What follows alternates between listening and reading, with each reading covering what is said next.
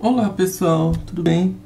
Voltamos para mais uma aula, agora de regulação da expressão gênica em eucariontes, certo?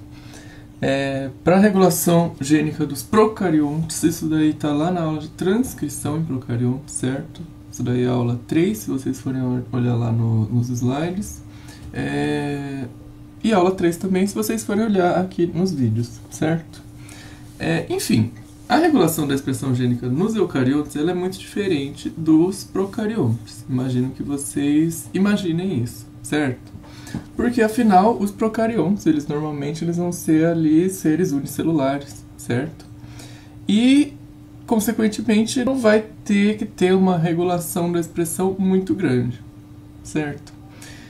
Só que aí pode vir aí a pergunta, né? Mas o que significa controlar a expressão gênica? Expressar um gene, como a gente já sabe, é promover a formação do RNA funcional, certo? Porque lembra daquela história lá, um gene é um segmento do DNA que codifica um RNA funcional. Então, expressar o gene é formar esse tal desse RNA funcional, certo? E aí eu pergunto para vocês, todas as nossas células, imagina, né, nosso corpinho aqui, a gente tem vários tipos de células diferentes. Todas as nossas células expressam os mesmos genes? Não, certo? Imagino que a resposta que vem aí na cabeça de vocês seja não. E não mesmo, beleza. Mas, né, no nosso corpo, todas as nossas células vão ter o mesmo genoma, certo? E aí, consequentemente, como que a célula sabe quais genes ela tem que expressar? Porque, imagina, a gente tem as células beta-pancreáticas que elas vão produzir insulina, a gente tem células do epitélio, né, isso aqui da pele, células musculares, cada uma tem sua especificidade, certo? Cada uma vai ter aí uma certa quantidade de proteínas que ela vai produzir, certos tipos de proteínas que ela vai produzir. E isso daí é feito, né, ela, entre aspas, sabe quais genes ela tem que expressar por causa dos mecanismos de controle da expressão gênica, tá? E é justamente eles que a gente vai falar hoje, tá? A gente destacou aqui 4 mecanismos de controle, tá? O primeiro é o empacotamento adicional de nucleossomos, o segundo é a metilação, o terceiro são os fatores de remodelação, e o 4 são os fatores específicos de transcrição, certo? A gente vai um por um. Então, primeiro, empacotamento adicional de nucleossomos. O que é isso, né? Esse slide aqui já apareceu várias vezes aí, se vocês assistiram as outras aulas. Os nucleossomos, se vocês lembram, são essas estruturas aqui que as histonas formam com o DNA. Certo? Lembrando que o DNA ele se enrola nas histonas e vai formar aqui essa estrutura. Essa estrutura é chamada de nucleossomo, tá? E aí quando a gente olha lá, né, nessa figura aqui em cima, a gente vê o DNA se enrolando nas histonas, as histonas se associando, e isso daí formando a cromatina, certo? E a cromatina tem essa carinha aqui, né, na microscopia eletrônica. E a gente tem, né, eu já cheguei a comentar com vocês, essa diferenciação entre heterocromatina e eucromatina, certo? E é delas que a gente vai falar agora também. A eucromatina, que é essa região aqui que é mais clarinha na microscopia, ela tem um grau de compactação menor. E como ela tem um grau de compactação menor, os genes eles ficam mais disponíveis ali para transcrição. E por que isso? Porque afinal, entre uma histona e a outra vai ter ali um espaço que pode entrar, por exemplo, a RNA polimerase, pode entrar aí outros fatores de transcrição, tá? Além disso, a gente tem a heterocromatina, certo? A heterocromatina é essa região aqui mais escurinha presente no núcleo, tá?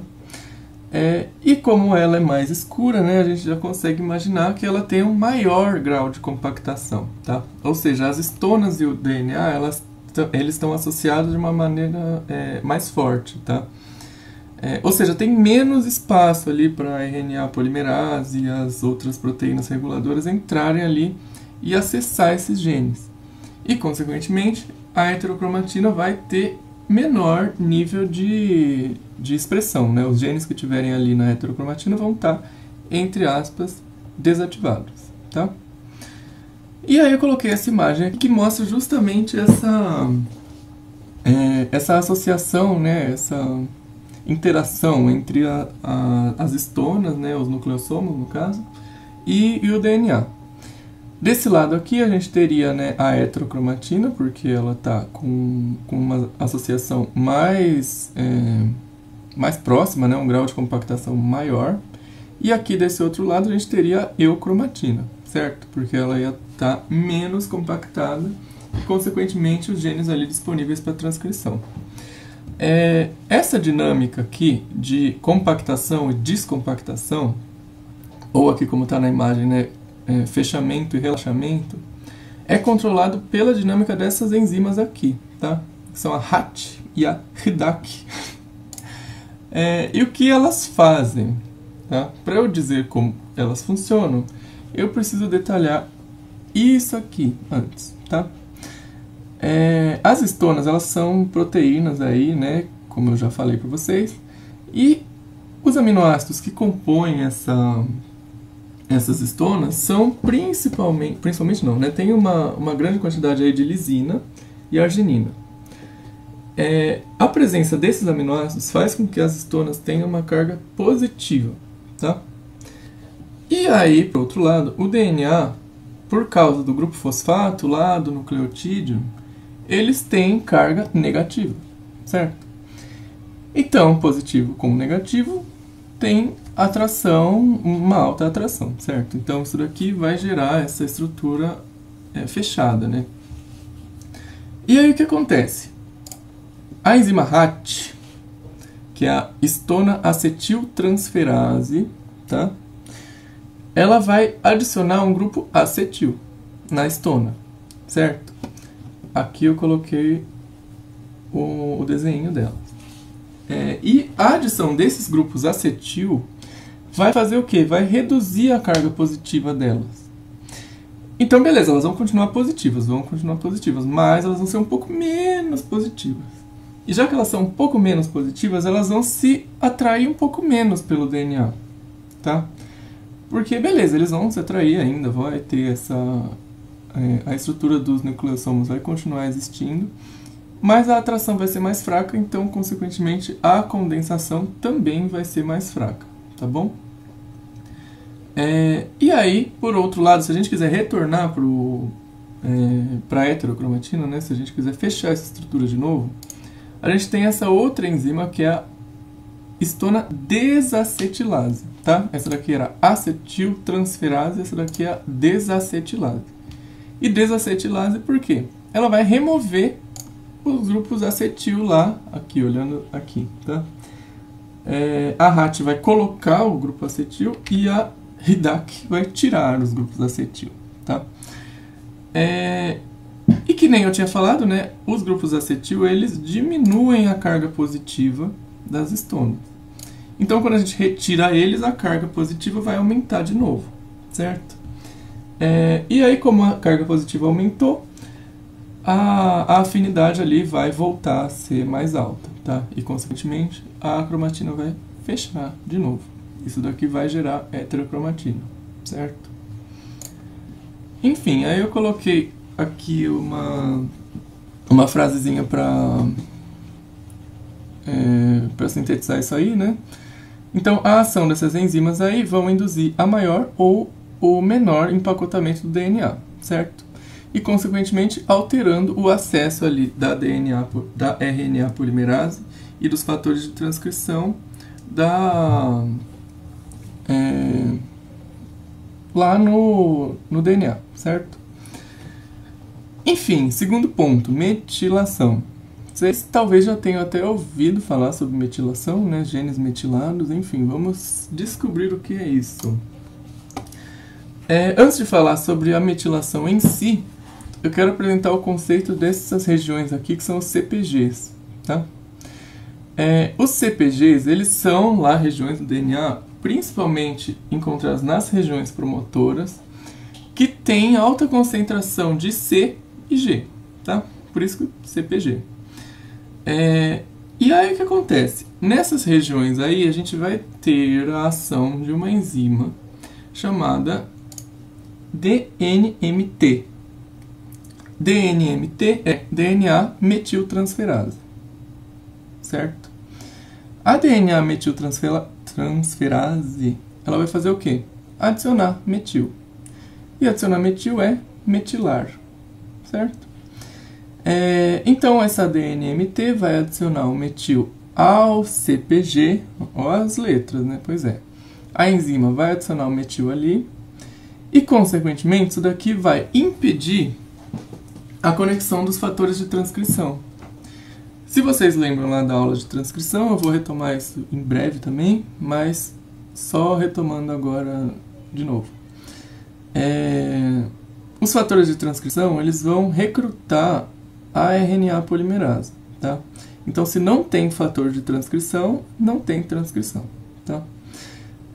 Então, a metilação vai impedir a formação do complexo de transcrição, tá? Justamente porque vai evitar que os fatores de transcrição se conectem ali à região promotora.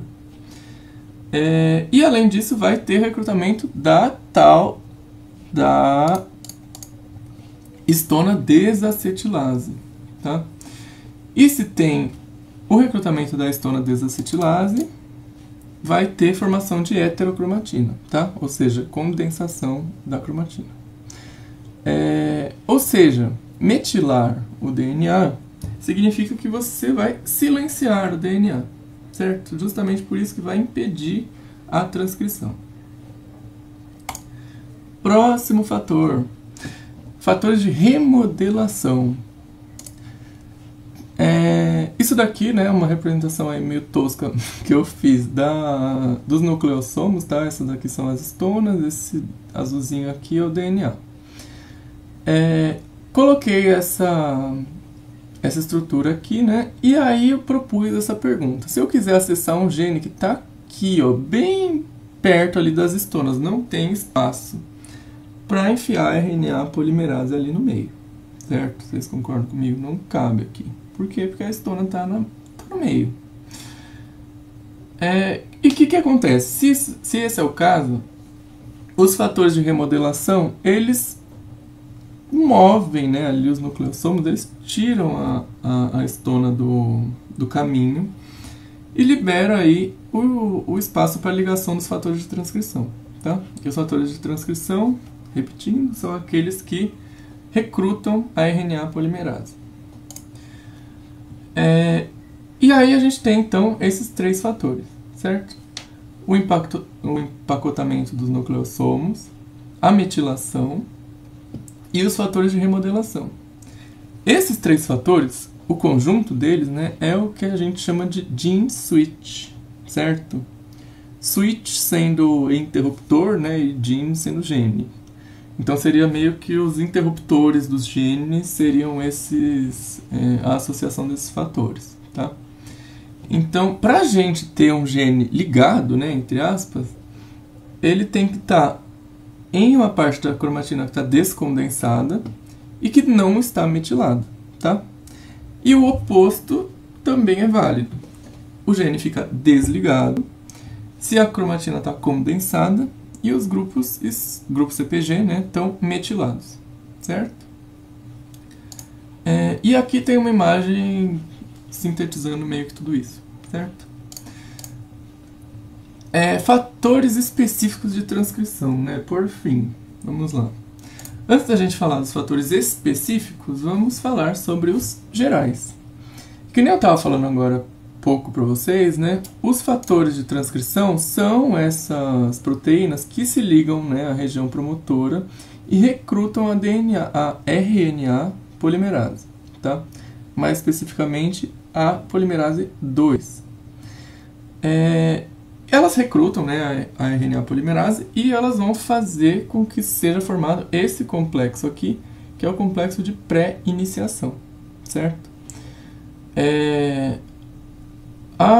Os fatores de transcrição, né, os fatores gerais de transcrição, eles vão se ligar lá na região promotora, tá?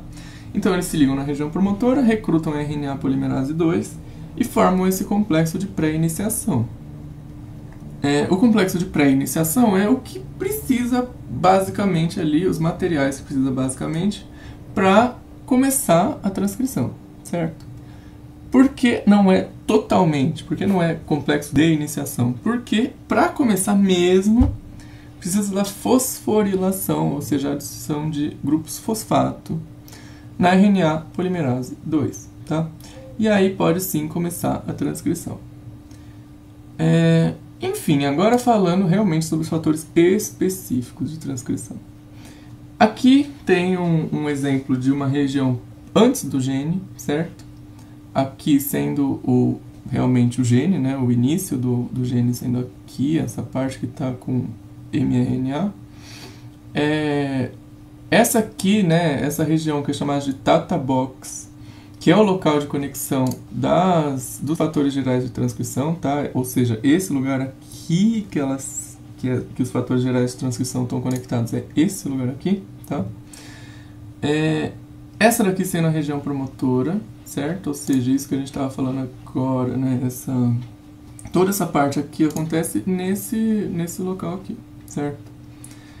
Antes disso, a gente tem os chamados de elementos promotores proximais. Os elementos promotores proximais, eles são essas regiões que vão regular a expressão do gene que vem ali na frente, tá bom? E a gente tem esses nomes aqui específicos que são regiões mais importantes ali, certo? E o que acontece nessas regiões, né, nos elementos promotores proximais? Neles vão se conectar os fatores específicos de transcrição, certo? E eles são o quê? Eles são proteínas, tá? Que eles vão se conectar ali nessas regiões e vão estimular a transcrição do gene que vem ali na frente, certo? Aí nessa imagem aqui mostra justamente isso. A transcrição ela pode acontecer sem eles, mas se os fatores específicos de transcrição estiverem lá, a transcrição vai ser estimulada, certo? Além disso, os fatores específicos de transcrição podem aproximar enhancers, tá? Os enhancers, eles são essas regiões que estão mais longe ali da região promotora, mas também aumentam a taxa de transcrição, tá? E como eles estão longe, forma-se, né, os enhancers meio que pegam e aproximam, né, essas regiões aí e acabam formando esse tal desse loop, certo? Mas os enhancers, eles também aumentam a taxa de transcrição de um gene, certo? E agora trazendo um exemplo para vocês. Imagino que talvez na aula isso daqui tenha ficado terrível de entender, mas vou tentar explicar. Vamos lá. O exemplo que estou trazendo aqui é o exemplo do gene da insulina, tá bom? O gene sendo esse aqui, né, como está bem escrito o nome. Aqui a região promotora, tá? O início realmente do gene é esse quadradinho preto aqui. Aqui a Tata Box, vocês lembram que eu falei aqui que se conectam os fatores gerais de transcrição, certo?